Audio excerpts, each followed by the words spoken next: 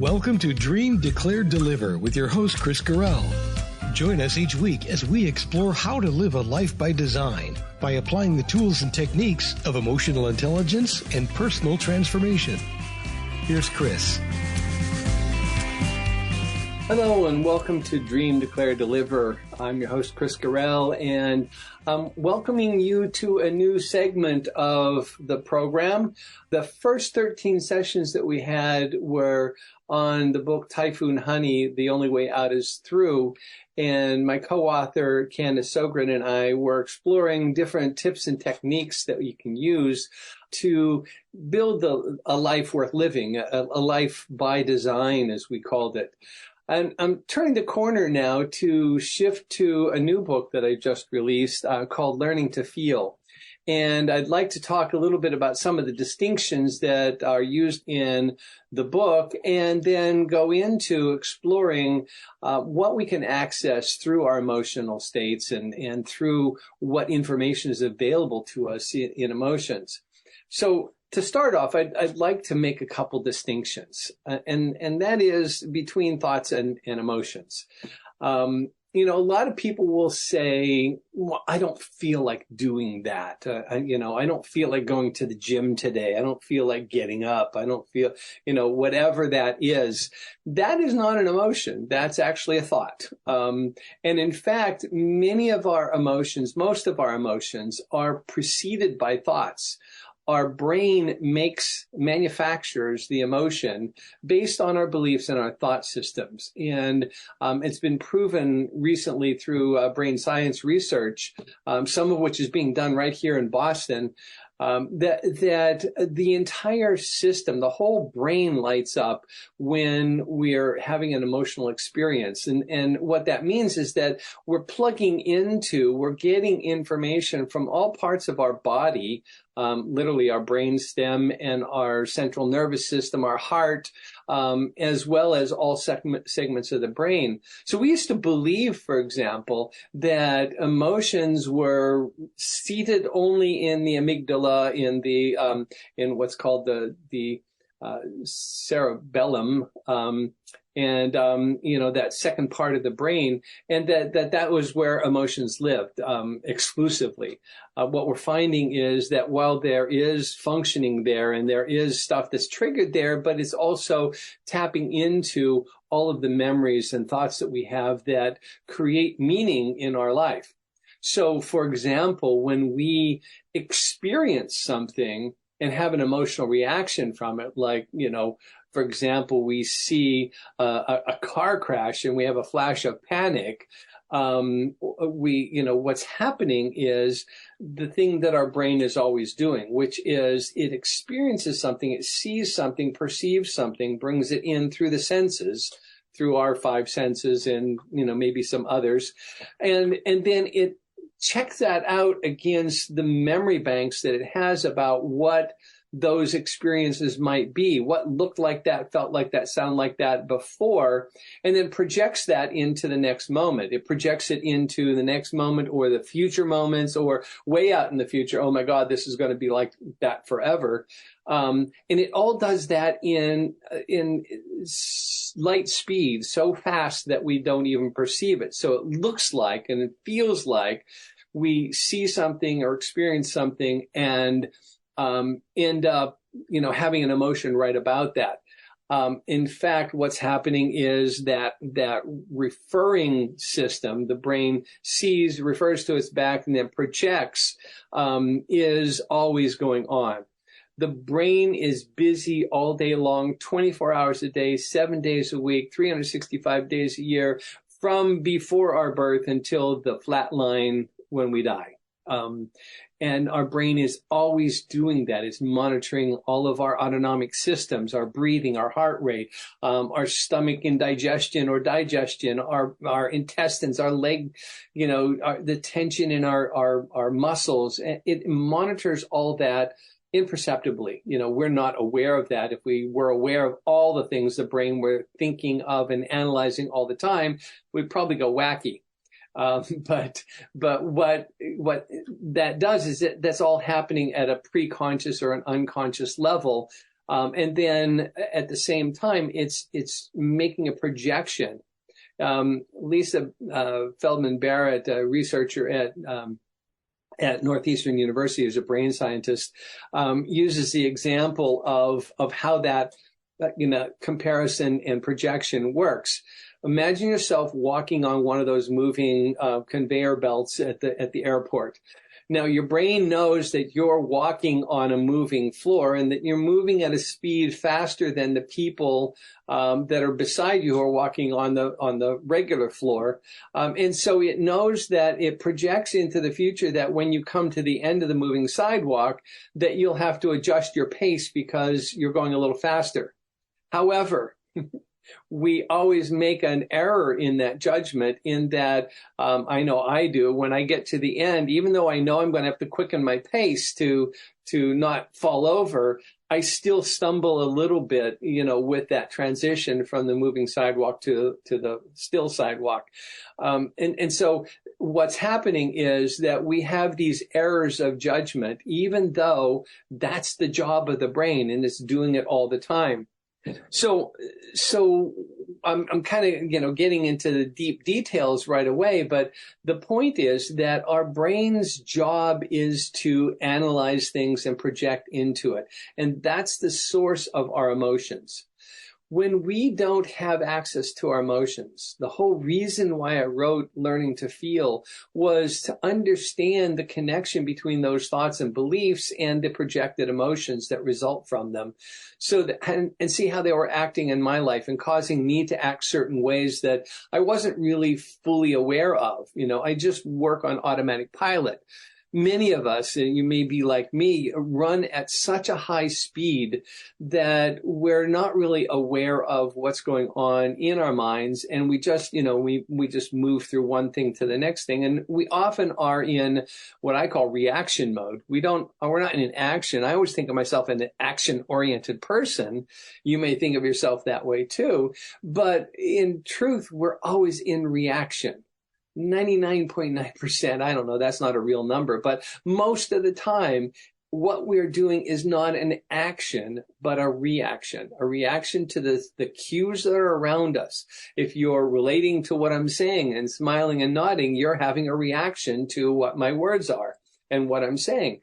You go outside. It's a beautiful spring day here in New England today. And I'm dying to get outside. And as soon as I go outside, my reaction is going to be sunny skies, 80 degrees in April. How blessed we are. How wonderful that is. So I'm reacting to the nature. I'm reacting to the weather. On gloomy days, don't you wake up sometimes and you say, oh, I just want to roll over and go back to sleep or something because it's gray and cold and gloomy outside. So we have to understand that because we're always in reaction, we have to understand what we are in reaction to. Our emotions, therefore, are huge signs, huge billboards that say, this is what's going on here. This is what you think. This is what you believe. This is what's going on. So if we pay attention to our emotions, we have much better chance of understanding what our antecedent beliefs and thoughts are. And if we do that, then we can change our thoughts. The lovely thing about being Homo sapiens sapiens, which is now our designations, we're no longer called hominids, we're no longer called Homo sapiens, we're called Homo sapiens sapiens. We can think about thinking. We actually do that. So what we can do when we access our emotions is get access to the antecedent belief systems and the thought systems, and then we can challenge those. I'll give you a real example of that I used in the book. I'm a large guy. I'm 6'3" and 2 1/4. And I've always been pretty big, but I wasn't when I was a little kid. And way back in, 1953 or so, somewhere in that territory, I was 4 years old. We were living on an army barracks in Germany as part of the Army of Occupation post-World War II. And I was about 4 years old, as I said, and there weren't playgrounds there. The kids all just played out on the stoop outside the building, on the steps or on the sidewalks or things like that. one particular day, I was out there playing with a truck or something that was really cool.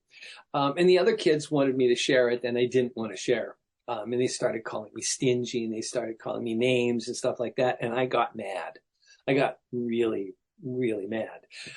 As mad as a 4-year-old little boy could get. And so as you looked out down the steps, I was up on the stoop. And there are 3 steps down to the sidewalks where the other children were. On the sides were these brick, kind of a little baluster about this high, going down the side, made out of bricks. On the side on the right, there was a loose brick, a half brick that was loose. In my rage, I bent over, picked up that brick, and I threw it at the other kids, and it hit one of the boys on the side of the head, and it started bleeding profusely. I got scared. I ran inside, hid under the table, and cried. I just was scared to death.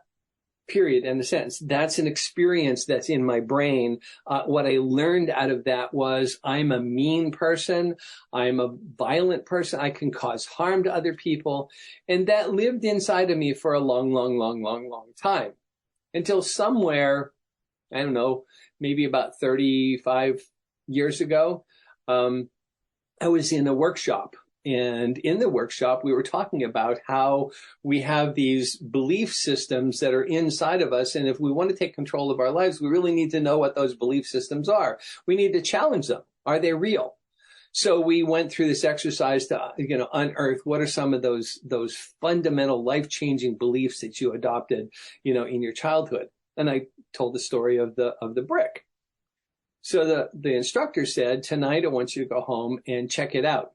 See if you can find out, did that really happen or did it not happen or what's up with that?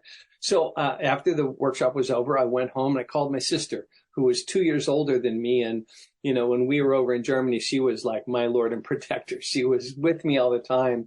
So I said, Sue, told the story about the brick. Do you remember this incident? And she said, well, I remember when you went inside and you were under the table hiding and crying. But I don't remember anything about a brick or anything like that. Why don't you ask Mom? So my mom was still alive at that time. And so I called her up and I told her the same story, asked her the same question. And she said, Chris, you got to understand this. We lived in an army barracks. All the mothers were hardwired together. If anything like that had even closely resembling that had happened, I would have known immediately. That never happened. That never happened. I have such a visual memory in my head of that happening. But what really happened then was that in my anger as a 4-year-old little boy, I dreamed, or I thought that I would pick up a brick. I couldn't possibly have the acuity or the strength to throw a brick and actually hit somebody. I never did that. But I believed I did. I wanted to do that. And that lived as a memory in my head. And that was the foundation of a lot of the ways that I reacted to people, a lot of the ways that I engaged in sports, and was afraid to really hit hard in football and wrestling and stuff like that. It lived as a construct inside of me. And so what I mean by that story is once I learned that was a made up story, then I could suddenly say, well, what really happened was this. And I can have a new history, a new story. And so that emotion that I usually have when I'm confronted with a situation that I'm big and mean and nasty and I could cause harm to people no longer exists, and I was freed from that myth that lived in my head. That's what's available to us when we're able to access the thoughts that precede the emotions. When we start taking, stock of what our feelings are, then we're able to say, okay, so that feeling comes from this thought. What must be the thought that I'm having? I'm in a situation, I do trainings, for example, it's called Alice training. And I train people on how to survive armed, shooter incidents, just like the ones we just had a couple this week. And they're horrifying to me, but I don't have the money to fight the NRA. I don't have a political interest in being a member of Congress and trying to pass legislation, but I do know how to teach. And so I teach how to survive these incidents. In order to teach those classes, I have to go and look at all the statistics, all the deaths that have happened through guns, through gun violence and mass shootings in the United States. And it's just horrific information. And it makes me sick to my stomach. And I get upset. Upset is one of those words that we use to talk about massive emotions that have multiple parts to it. My upsetness is I'm angry at the people who do this. I'm frustrated that I can't stop it. I am sad, deeply saddened for the families whose children are lost. Even when those children are adults, they were once somebody's child. And so I'm sad for those families and their loss. And I worry about my own family, my own children, my own adult children who are out there in the world, because these events happen everywhere. So all those things are packed into my upset. And so once I look at those different feelings and unpack that, then I get to look at what's the thought before that. And the thought is, what if that happens to me? What if that happens to my daughters, or my son? How do I stop that? Do I feel helpless? I'm feeling helpless in that situation. What is it that I feel helpless? And what's that thought that is causing me to think that I am helpless in this? And once I get a hold of those thoughts, then I can take action. What I can take action on is I can reprogram that. I can say, here's what I'm doing to stop it. This is what I'm doing to educate people. This is what I'm doing to make sure my family all knows what to do and how to stay safe in an active shooter situation. I'm now in action because I've looked at what the feelings were and what the thoughts were that were causing those feelings. By taking action, I reduce that emotion. I reduce that pain, that horror, that nausea, the fears. I reduce those because I've taken an action in response to the thoughts that were there beforehand. So learning how to feel is a process of getting access to our emotions so that we can get access to the thoughts so that we can then have greater control in our life. A lot of people fear getting access to their emotions because they think it'll make them more emotional. They'll become ruled by their emotions. And just the opposite is true. What happens is you get access to the thoughts that can give you more control over your life and better able to react in those things. Now, let's talk about a couple scenarios about why I wrote Learning to Feel. The first and foremost is all of us today are beaten into submission by violence, terrorism, what we're just talking about, the gun violence and things like that, by horrors, things that we hear on the news. It's just too tragic for most of us to handle. So our mind wants to block that out. We want to numb ourselves to it. And we either do that mentally or we do that through drugs and alcohol. We numb out ourselves so that we don't have to feel that intensity. And so a lot of us today are walking around really, either going la, la, la, la, la with our hands over our ears or actively trying to escape and not listen to the news and not look at it, not read the news columns. I don't want to see any of that anymore. It hurts too much to be alive and aware of those things. So one of the reasons I wrote Learning to Feel is so that we can deal more effectively with the numbing that has taken over our being. As the second part of that, as a man, and as a man who grew up in the 50s, I was taught, pardon me, the glottal stop there. That's an emotional reaction, by the way. When you feel that glottal stop, when you try to say something, that's your body not wanting to say it because it feels it, it might have pain to it or something.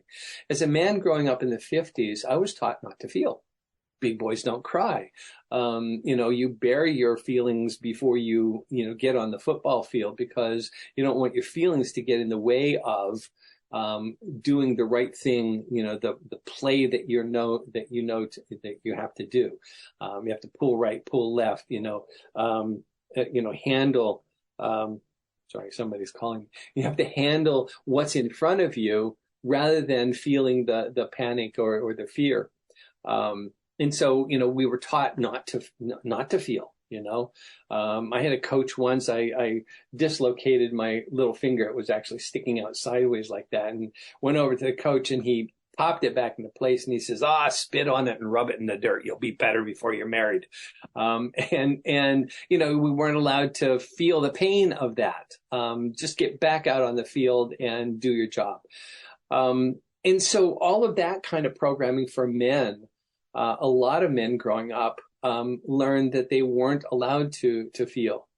I think this newest generation that's now reaching adulthood, whatever level they are, A or Z or whatever, the young men that I see are much more attuned to their feelings than we were growing up. So I think this is much more, if we're talking about men's issues with feelings, much more an older man, a middle age and above man's problem than it is a younger man's problem. However, we all are still beaten into submission and numbed out by the horrors and the things that are happening in our government and our country and things like that. So it's important for us from those two perspectives to learn how to feel. So the book was actually written as a journey of my own to rediscover some of those things so that I could, deal with the masculine programming that I had growing up, as well as I could deal with, what's going on today that would want me not to feel as well. So the other thing I wanted to lay out in this initial recording is the things that I'm not talking about when I'm talking about learning to feel. I am not talking about clinical depression. I'm not talking about manic depressive or any kind of clinical disorder, as part of what I deal with. That's not the same territory. And those often are chemical or, other disturbances that happen in the mind and body that are beyond my scope. We're not really trying to fix something that is a disorder. I'm not trying to prescribe anything that, you should do if you're in therapy or anything like that. Continue with that.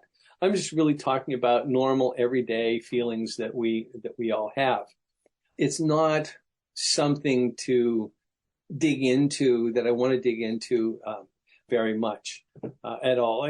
There will be times, there are times when we get into a funk as normal people, people who, and I'm not saying that people who have emotional problems are abnormal. What I'm saying is that in the everyday existence of being a human, sometimes we get into a funk. We just we're down for some reason. And what we get to do with that is we get to unpack it. When I wrote Learning to Feel, it's a different kind of book than I've ever written before. I typically write as a subject matter expert on things that I know about. So I write about transformation. I write about spirituality. I write about the dark night of the soul or things like that. Because I've studied them and, I know something about them.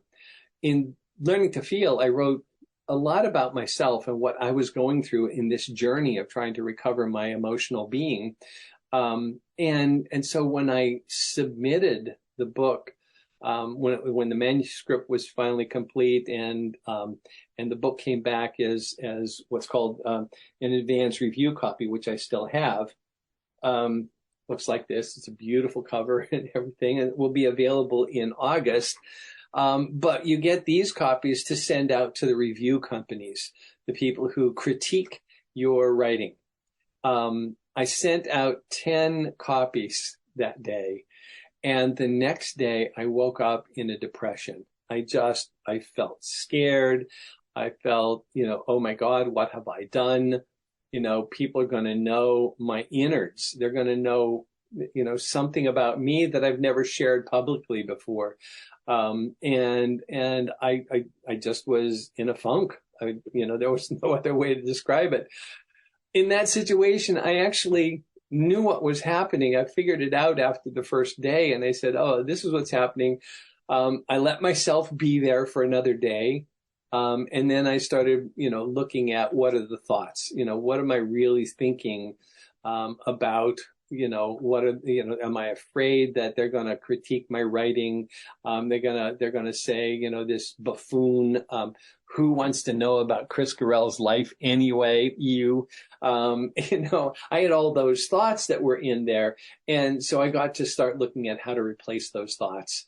Brought me out of the funk, pretty quickly. So, we do experience those times of ups and downs, and it's important for us to allow the downs to happen, because if we hammer those flat, what we do is we also flatten the highs. So I also want to talk about great experiences, love and peace and joy and awe. Tranquility, things like that we feel, on a regular basis as well. And, that we want to keep. Do I want to analyze the thought behind my joy? Do I want to analyze the thoughts behind my loving? Yeah, maybe. There might be some things that I can gain from that I can increase my joy, increase my loving. When I feel love for someone, which is an incredibly complex emotion. It's a bundle of whole bunches of other kinds of things, and we'll spend one whole session just on love, going forward. But when we experience that and we're able to look at, well, what is it that I love about this person? What is it that I delight in? The theologian James Loder has this delightful definition of love, which he calls the unconditional delight in the particularities of another. I just enjoy that so much. The unconditional delight in the particularities of another person. That's what I feel when I'm in love. I just delight in everything about her. My wife, Sarah, is just, the joy of my life, and all of her idiosyncrasies and all of her, qualities, good, bad, sideways, and others, I enjoy, I love, I delight in them. And that to me is the definition of what love is. So we'll get into love as we go along, but my goal here isn't to overanalyze those kinds of things, but rather to look at the ones that get in our way. When our emotions get in our way, what we need to do is really find out what's behind those emotions. So that's what this segment of Dream, Declare, Deliver is going to be all about. It's going to be all about learning to feel. And it's going to be a trip down several different emotional paths. We'll take on different emotions. I'm going to get a chance to interview some really cool people to join me on this quest, and get a chance to explore how to feel and what are the benefits of learning to feel. So thank you so much for joining me on this initial opening session of Learning to Feel, part of the Dream, Declare, Deliver series.